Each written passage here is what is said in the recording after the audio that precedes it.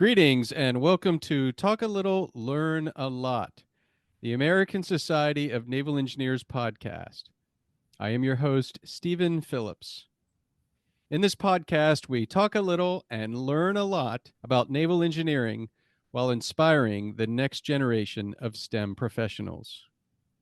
Today, I'm joined by astronaut Andre Douglas to learn more about his journey from the U.S. Coast Guard to NASA and how his education and experience in naval engineering has served him in this adventure. Andre, thanks for joining me today on the podcast. I look forward to this discussion. Hey, Stephen. Yeah, thanks for having me. It's good to see you again, and definitely looking forward to it as well. Before we begin, I want to share with the Talk a Little, Learn a Lot audience that ASNE and the Office of Naval Research are supporting the 2024 Naval Science and Technology Symposiums. This is the Combat Systems Symposium and then the Technology, Systems, and Ships Symposium.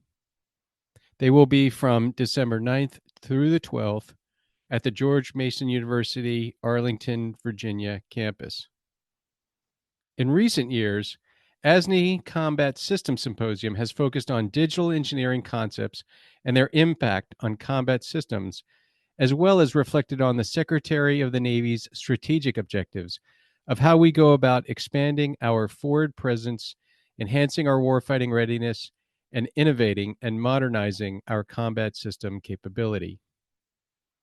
Given real-world operations and conflicts in both Eastern Europe and the Middle East, ASNE Combat Systems Symposium 2024 will delve into our offensive and defensive weapons that have been used or may be called into service, tactics used to employ those weapons, and how we maintain and sustain those weapons to ensure they are available when needed.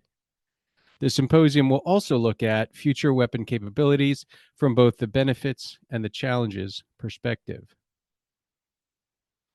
The Technology, Systems, and Ships Symposium will focus on meeting the demand signal. As the CNO has stated, quote, "Our sailors must be the best warfighters in the world with the best systems, weapons, and platforms to ensure we can defeat our adversaries. We will put more players in the field, platforms that are ready, with the right capabilities, weapons, and sustainment, and people who are ready with the right skills, tools, training, and mindset," unquote. All pertinent information on these symposiums can be found at the ASNE website. You can also find them by searching Combat Systems Symposium 2024 in your favorite internet browser, but I will also post a link in the show notes. And now to introduce Andre. Andre Douglas was selected by NASA to join the 2021 astronaut candidate class. He reported for duty in January 2022. The Virginia native earned a bachelor's degree in mechanical engineering from the U.S. Coast Guard Academy, a master's degree in mechanical engineering from the University of Michigan, Ann Arbor, a master's degree in naval architecture and marine engineering from the University of Michigan, a master's degree in electrical and computer engineering from Johns Hopkins University in Baltimore, Maryland, and a doctorate in systems engineering from the George Washington University in Washington, D.C.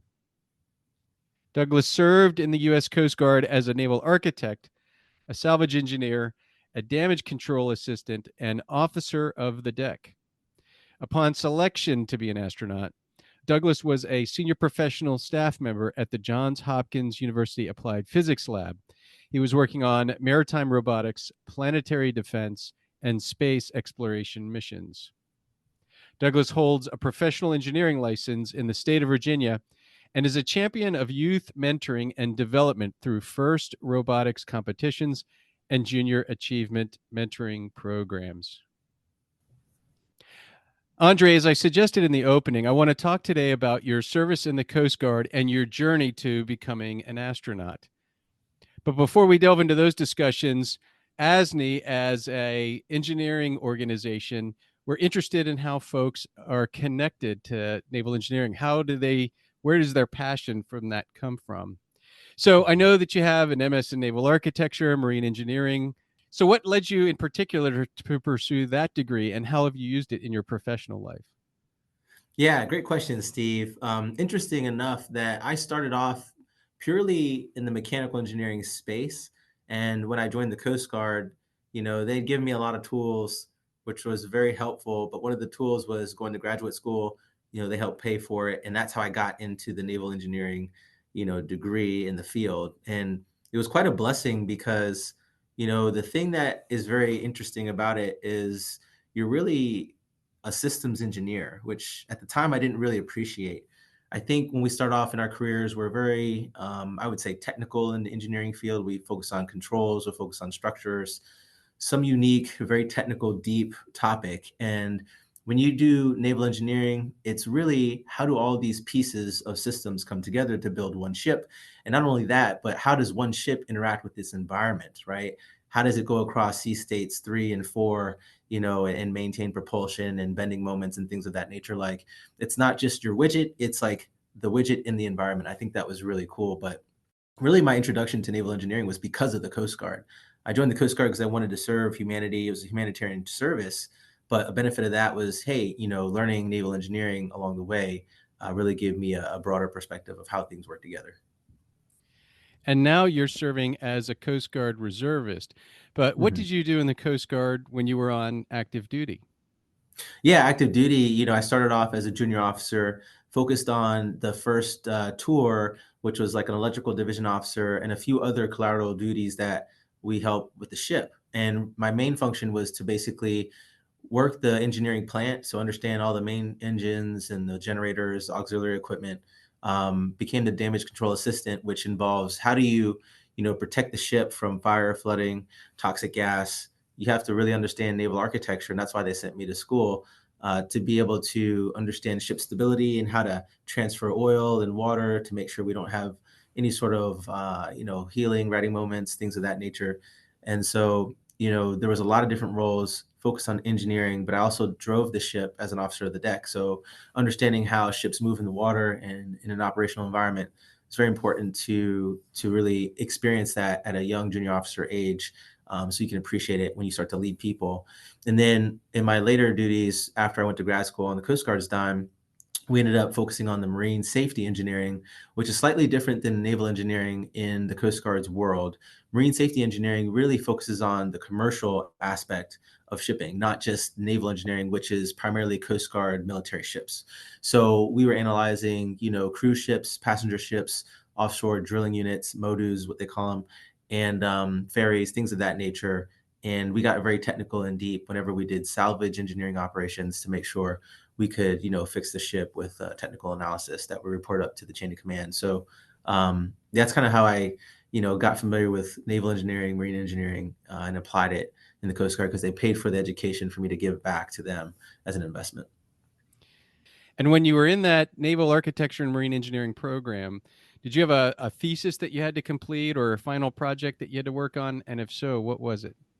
Yeah, great question. So one of the unique things at University of Michigan was that I actually went there and earned 2 degrees at the same time. So they had a dual degree program, and if you do the dual degree program, you actually have to take courses instead of a thesis, so that you have enough course work to count for 2 degrees instead of one.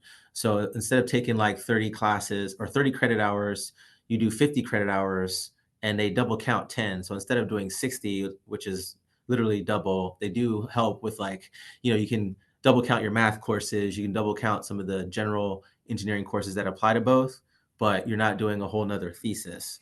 But on top of that, like instead of doing just the 50, I like to do a lot of things. So I ended up doing like 55. And I also did a summer project where I focused on the structural parts of the ship, specifically the hull and steel plates. So we worked on how to do carbon fiber plate patch repair techniques for ships that have cracks in the hull. And so we would try to model in engineering software called Abacus CAE, finite element analysis of like, how do we model the adhesive, the carbon fiber, and the steel hull in a quarter panel method to say like, if you fatigue this, bond so many times, can we reduce the amount of cycles from the dynamic loads of a ship to reduce the crack growth? And it was a very interesting project to understand how to take research from theoretical and apply it to practical use. And I got to use some of that skill or understand the behavior in the Coast Guard when I came back, because we had some ships that had some cracking that we had to inspect as part of a salvage case. And it was neat to just come full circle and say, like, hey, the school that we went for actually does us justice to be smarter about what we're analyzing in the field. And how about in your civilian professional career? Was there a memorable naval engineering challenge that you worked on as a civilian? Then there was a lot. I mean, as a civilian over at Johns Hopkins, I was like a kid in the candy store. We had so many different things. I mean, you and I worked on the submarine rescue system, which was pretty neat. We were dealing with, underwater submersibles that we had to figure out how to smartly analyze, where we're not too technical in detail, but just enough at a high level, systems level, to make the right decisions and analyze, the systems that mattered for DoD. And it was neat because there was the submersibles that go under and help rescue the disabled submarines. But then there's also the entire infrastructure that brings the disabled submarine rescue system to fruition, right? So there's vessels of opportunities, which were large ships where, the working deck was out there, so you could install Connex boxes that have pressurized rescue systems on there, and cranes, so launch recovery systems. All of that was important for us to analyze piece by piece, and then also as one whole system of systems. And again, there's this theme of systems engineering, right? That is pretty awesome. But when you start off in a detailed degree, you can have the ability to think about these nuances very carefully, but then not dive too deeply and have a best guess estimate of what we think would be realistic, and then try to propose these options to the higher levels to make sure that we can analyze the system appropriately. So I thought that was really neat. And then I did a lot of different installations on submarines, where we're trying to understand how to do weight and balance on data centers that go in submarines, and sensors, hydrodynamic analysis. Like, there was a lot that we did at APL, but I mean, I remember the one that stood out was the submarine rescue system, because there was just so many aspects of the system to consider, not just the bracket or not just the structure. When did you feel drawn to apply to become an astronaut? Yeah, I actually applied back in 2012, and I've always wanted to be an astronaut and really explore space since I was the age of 7. But for physically applying, I knew I had to wait a little bit after, I would say, undergrad, because from looking at all the resumes, everybody had some sort of a really good career or half a career before they joined the Corps. And I also noticed that there was high level degrees required, if not desired. And so when I applied in 2012, I think I had the two masters from Coast Guard Academy and the bachelor's, but I didn't have a PhD, and I wasn't also a pilot. And so I remember I didn't get in on 2012 submission, 2012 and 20, I think it was 2016 and 2012. And then also when I learned what it probably takes from one of my mentors, Dan Burbank, he's the second Coast Guard astronaut. He said, "Yeah, usually people have either a PhD or a pilot experience, and that's not the only thing that we look at, but that was one of the major ones, at least from the shuttle era." That's when I decided to go for the PhD while I was at Johns Hopkins, and I think that made a big difference. But also the experience at Johns Hopkins, where we did a lot of that, problem solving and a lot of tactical things, traveling, installing things in operational vehicles and underwater robotics, space exploration, all of that. I think it really helped to get the experience to round me out. Can you describe the astronaut training pipeline? Yeah, great question. So the pipeline for right now is when everybody comes in as an astronaut candidate, we get trained basically on five major skills, and these five major skills really support the space station as it is today. So the five skills that we have are, the first I would say is flying in the T-38, which is a jet that the Navy and the Air Force use. If you don't have flying experience like myself, we'll get trained up at Pensacola, where they train the naval aviators, and that was a really good time. Once you get trained up and familiarized there, they'll send us over to back here at Johnson Space Center. Ellington Field is the airfield that we do the T-38s at, and that's about 15 minutes from the Space Center. So we'll do that training, and we get qualified in a T-38. And that's important for crew resource management, understanding how to work as a team because there's two people in a jet, and we're always working together. The other one that's also very important is working in the neutral buoyancy lab, where it's a big pool. It's 100 feet by 200 feet, and we're doing underwater spacewalks. So we're simulating zero G using the pool, and we have a mock-up of the ISS, the International Space Station, to understand how we do procedures, what payloads will look like, and how to manage our tethers and work as a team. So that's really important because that's the closest we'll get to walking in space before we go. And we do like 9 different runs. They're all 8 to 9 hours each. You're out there testing your body, your mind, your spirit. And it's one of my favorite ones because it's really challenging. The other is flying the robotic arm. That's actually something that we do as a team as well. There's usually an operator that's primary, a secondary operator, and the arm is on space station. It's built by Canada. They supplied it, and it was used on the shuttle as well to build the space station, and then they attached it to the space station so we can move cargo and capture vehicles. But you have to, since you only have so many camera views, that you have to be trained on how to look at the cameras and use parallax and things like that to figure out how far you are away from structure. The fourth one, believe it or not, is we have to learn how to speak Russian. So, я говорю по-русски. I speak a little bit of Russian. It's important for us to learn Russian for the space station because there's the Russian segment that is primarily for propulsion, and then the U.S. segment has the power. And so we have to work together to survive up there. The propulsion keeps us from sinking into the earth due to the atmospheric drag, so we boost ourselves up. And of course, for power, we need power to run all our systems. So that's why we're like, really that line of hope for humanity that we continue to collaborate on Earth because we only have one Earth. So um, it's also for safety because a lot of the U.S. Astronauts will ride on the Soyuz spacecraft, so we need to learn their language to read the symbols, the manuals, and operate. And then the last line is the ISS systems. So there's about 15 to 14 major subsystems on ISS, and so we need to understand power generation, tracking and control, communications, CNDH, so command data and handling. All of these systems are very intricate and complicated. As an operator, we're not supposed to know every bit and byte or every screw or nut. We just need to know some of the basic functions to be effective and work as a crew, both with the people on space station and the people on the ground. We're usually one team. So flight controllers are on the ground and they know the systems really well. They take the cognitive load off of us to then, let us focus on what's going to be close to potentially killing us or getting us home, things like that. Is there a section of the training that you enjoy the most? Yeah, I would say I really enjoyed the spacewalking and T-38 flying. I mean, spacewalking is great because I love challenges. I love leaning into hard things, and it's just amazing what you can do when you're really putting your all into it.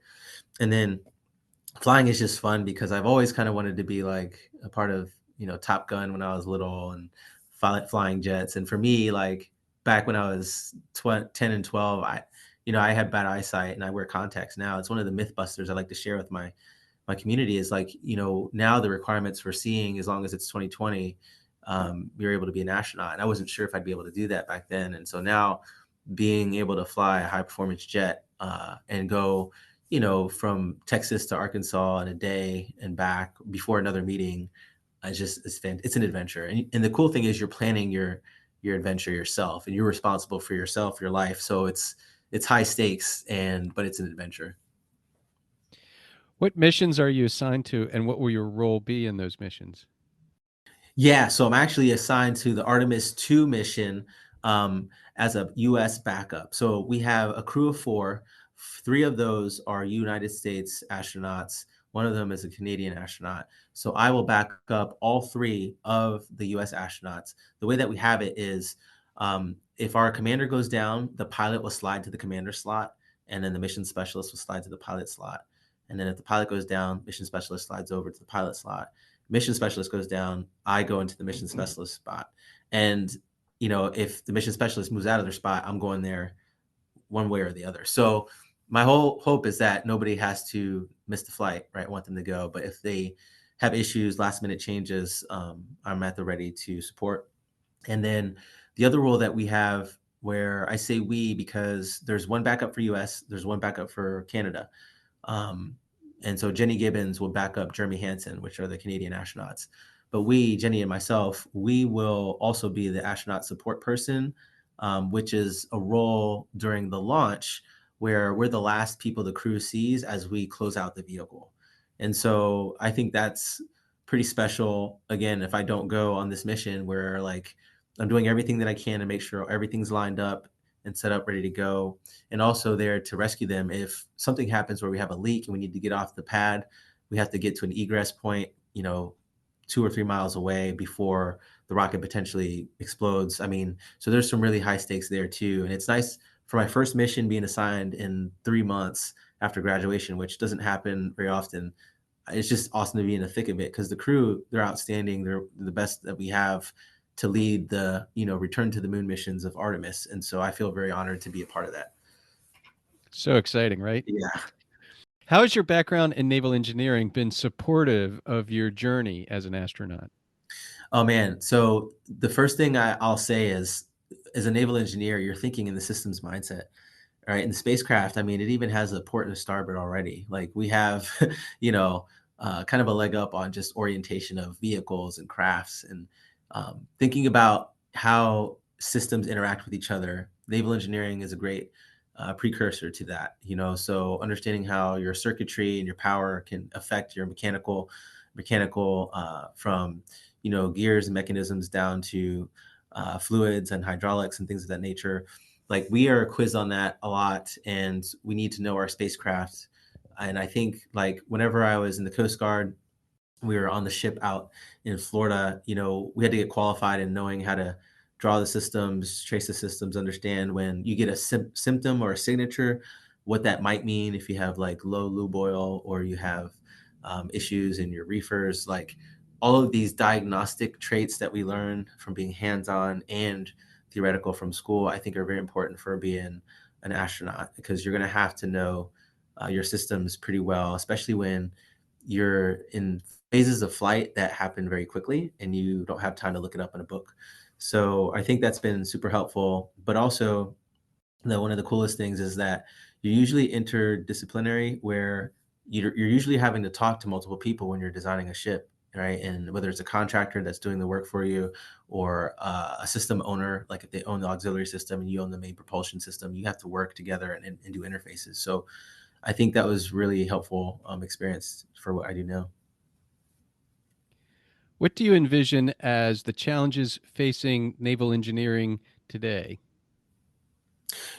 Some of the challenges I think, as I'm seeing across many industries, is the overall like logistics infrastructure around the world. So like we are more globally connected, which is awesome, but there's a lot of like supply chain challenges, and now that we're more connected, we're also more susceptible to disruptions and whatnot.